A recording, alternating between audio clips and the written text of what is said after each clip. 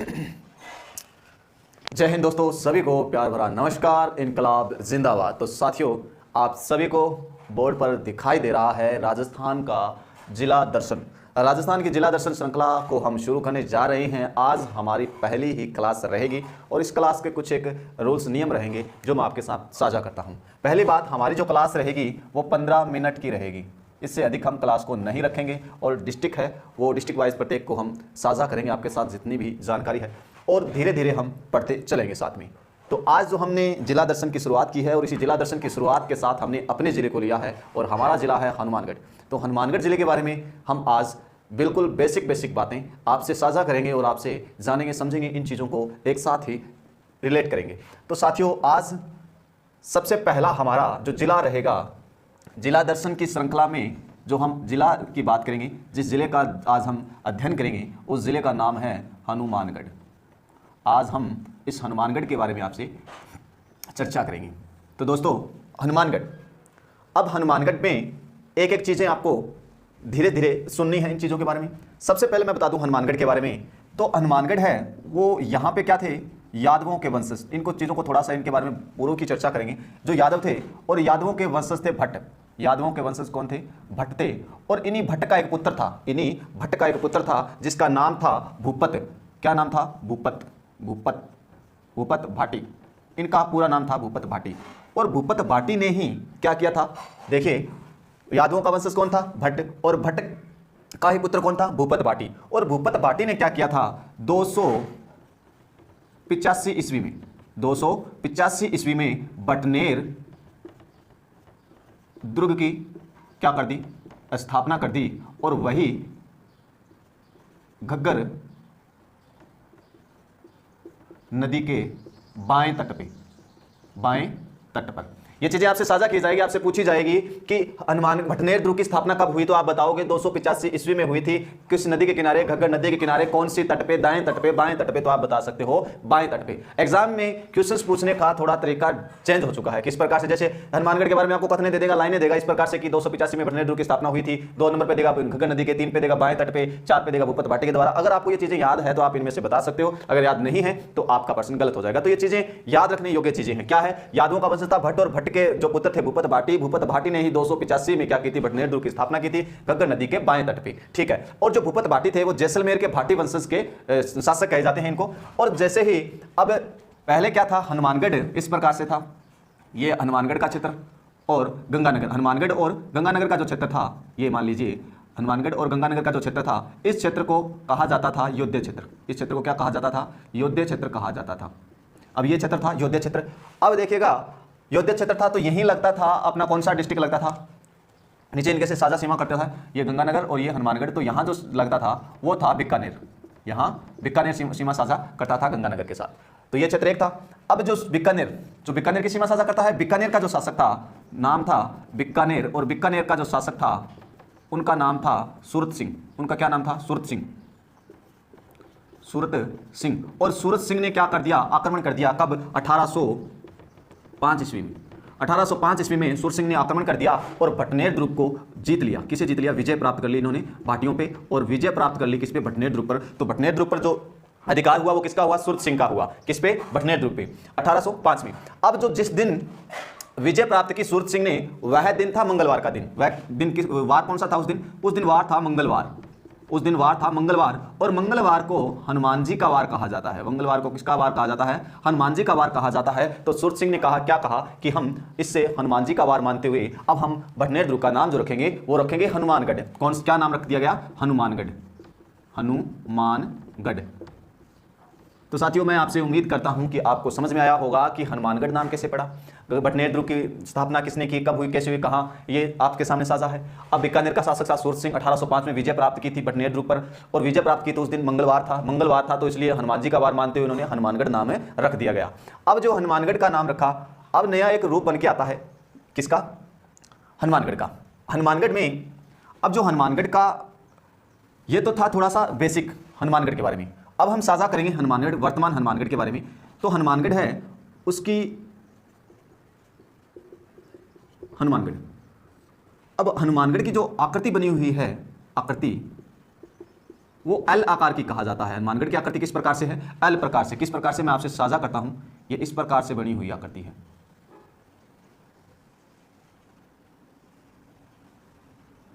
ये जो आकृति बनी हुई है हनुमानगढ़ की वो इस प्रकार से बनी हुई है। तो यहां पे जो हनुमानगढ़ की तहसील आती है वो आती है संगरिया। कौन सी तहसील आती है? संगरिया। संगरिया के जस्ट नीचे यहां जो है हनुमानगढ़ है, हनुमानगढ़, ये टिब्बी आ जाती है, और यहां पे पीलीबंगा तहसील आ जाती है। यहां आ जाती है अपनी रावसर, रावसर, फिर यहां रावसर के पल्लू, और यहां रावसर से आती है नोहर, और नोहर से यहां भादरा। तो वर्तमान जो हनुमानगढ़ है, वर्तमान हनुमानगढ़ में कितनी तहसीलें हैं? 8। पहले कितनी थी? 7।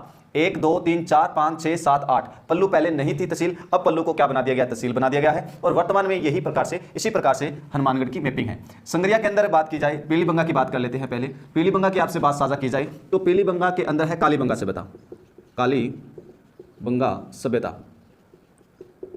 कालीबंगा सभ्यता। कालीबंगा सभ्यता, जो कालीबंगा शब्द है वो कौन सी भाषा का है? तो ये नाम याद रखना है आपको, सिंधी भाषा का शब्द है, ये सिंधी भाषा का शब्द है। कालीबंगा का अर्थ क्या है? तो काली चूड़ियां हैं, काले रंग की बोल सकते हो, या काली चूड़ियां हैं, काली चूड़ियां, ठीक है। इसकी खोज किसने की थी कालीबंगा की? ये भी आपको पता होना चाहिए। 1952 में अमलानंद घोष के द्वारा खोज की गई थी, अमलानंद घोष के द्वारा। और बात की जाए यहाँ की तो उत्खनन किसने किया था? उत्खनन का कार्य, उत्खनन का जो कार्य किया गया था वो 1961 से लेकर चला था 1964 तक। वी गिरी के द्वारा और वी के थापर के द्वारा यहाँ पे कार्य किया गया था।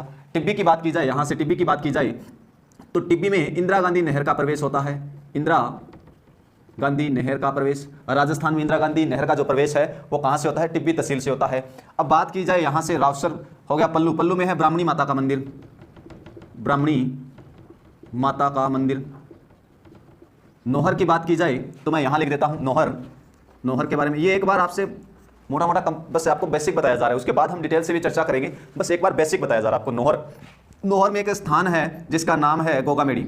नोहर का एक स्थान है जिसका नाम है गोगामेड़ी, और गोगामेड़ी में ही तीर्थ स्थल बना हुआ है, तीर्थ स्थल बना हुआ है किसका? गोगा जी का, गोगा जी का। और गोगा जी को कहा जाता है जाहर पीर, जाहर पीर, सर्पों का देवता, सर्पों का देवता कहा जाता है गोगा जी को। और बात की जाए नोहर के बारे में तो नोहर, नोहर में प्रथम, राजस्थान का प्रथम है ये, राजस्थान का प्रथम सिंचाई थाना बनाया गया अभी। सिंचाई थाना कहाँ है? तो नोहर में स्थित है। और नोहर में ही एक गुरुद्वारा है जिसका नाम है कबूतर साहिब,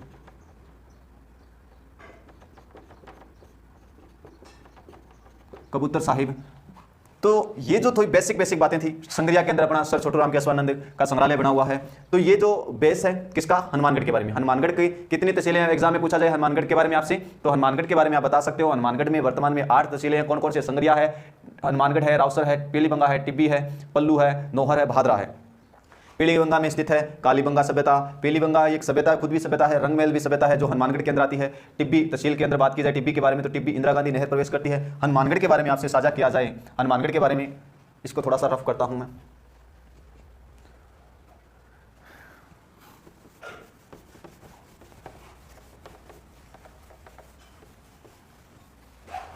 अगर बात की जाए देखिए यहां से हनुमानगढ़ में कौन क्या क्या चीजें स्थित है। हनुमानगढ़ में नंबर देखिए, यहां देखिए हनुमानगढ़, जो हनुमानगढ़ है, हनुमानगढ़ है, हनुमानगढ़ में भटनेर दुर्ग है, भटनेर दुर्ग है। और ये जो दुर्ग है ये घग्गर नदी के किनारे है। कौन सी नदी के किनारे है? घग्गर नदी के किनारे है। इसे देवेशवती नदी भी कहा जाता है, सरस्वती नदी भी कहा जाता है, नटनाली, इस प्रकार से अनेक नाम है घग्गर नदी के मिलते हैं। हनुमानगढ़ में ही बना हुआ है भद्रकाली माता का मंदिर, भद्रकाली माता का मंदिर बना हुआ है। और इस भद्रकाली माता का मंदिर का जो निर्माण किया था वो किसने किया था? ये एग्जाम में एक बार क्वेश्चन आया है। तो जो निर्माण किया गया था वो किया गया था राम सिंह जी के द्वारा, राम सिंह के द्वारा। किसके द्वारा किया गया था? राम सिंह के द्वारा भद्रकाली माता के मंदिर का निर्माण किया गया था। हनुमानगढ़ में ही, हनुमानगढ़ की बात की जाए तो हनुमानगढ़ में क्या है, घग्गर नदी का प्रवेश द्वार है राजस्थान में। अगर घग्गर नदी राजस्थान में प्रवेश करती है तो वो कहाँ से करती है, हनुमानगढ़ जिले से करती है प्रवेश।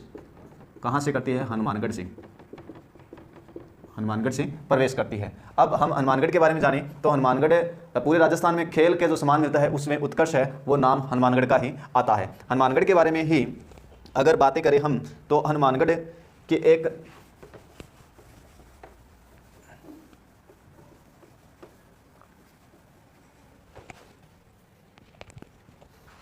अब जो बातें करें हम किसके बारे में, हनुमानगढ़ के बारे में। हनुमानगढ़ की कुछ बातें, जिस प्रकार से हनुमानगढ़ में भेड़ का जो अनुसंधान केंद्र बना हुआ है, भेड़ का अनुसंधान केंद्र बना हुआ है, अनुसंधान केंद्र बना हुआ है। अब हम जानते हैं किसके बारे में, हनुमानगढ़ की कुछ बेसिक बातें।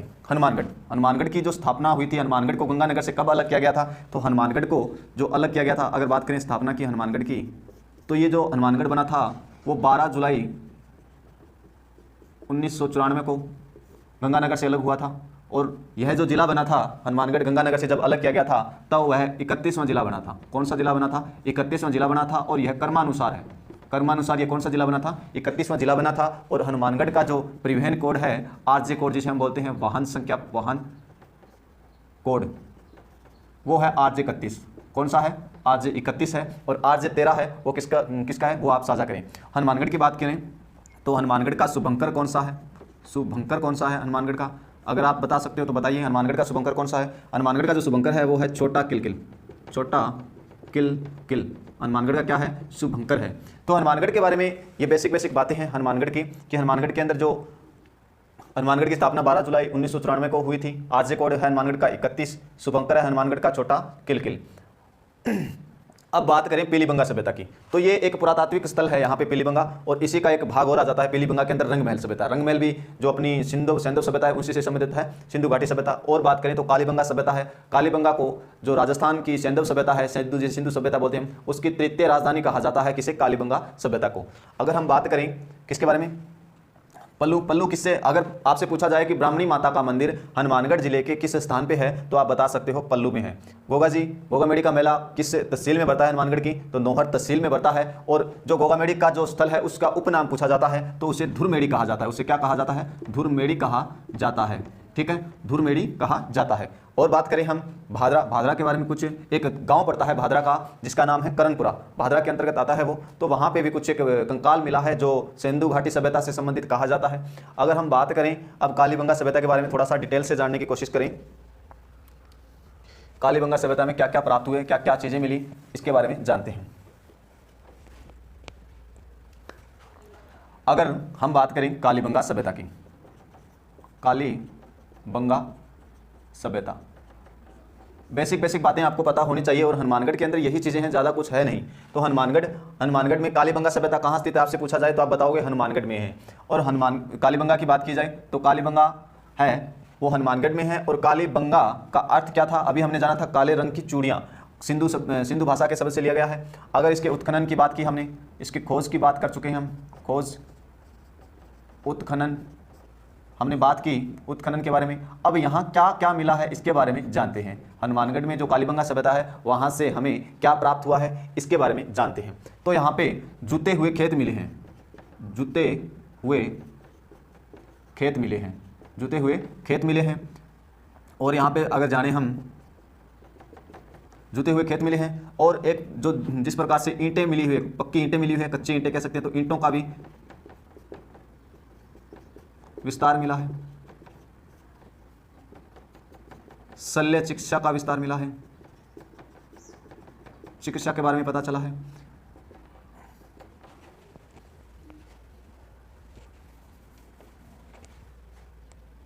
तो ये जो बातें हैं वो कालीबंगा सभ्यता के बारे में हैं। और हम बातें करेंगे नेक्स्ट वीडियो में। तो यहीं तक आज का वीडियो, इसी के साथ जय हिंद जय भारत, मिलते हैं नेक्स्ट वीडियो में।